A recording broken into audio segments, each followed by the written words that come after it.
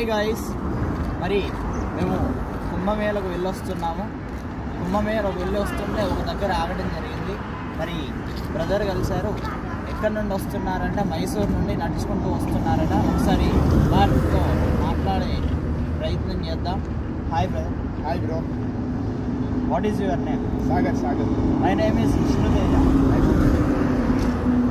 మరి మీరు మైసూర్ నుండి నడుచుకుంటూ వస్తున్నారు కదా, దీనికి ప్రత్యేకత ఏంటి?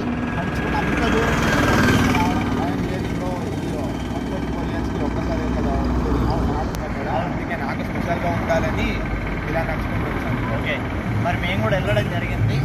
మీరు కలవడం కూడా మాకు ఎంతో శుభదాయకంగా అనిపిస్తుంది. మరి అక్కడికి వెళ్ళిన తర్వాత ఎంతోమంది లక్షల జనాలు ఉన్నారు.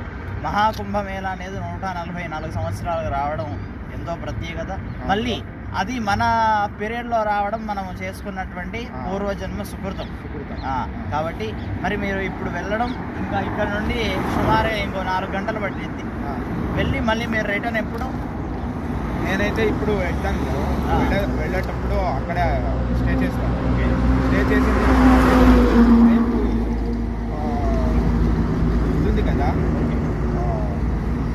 అమావాస్య అక్కడికి స్నానం చేసి నేను వారణాసికి వెళ్ళి అక్కడి నుంచి వెళ్తాను. అంటే వారణాసిలో దర్శనం చేసుకొని వారణాసిలో దర్శనం చేసి గంగా ఆరతి ఉంది కదా, ఓకే, దాన్ని చూసి తర్వాత వెళ్తాను. మళ్ళీ రిటర్న్ కూడా నడుచుకుంటూ వెళ్తాను.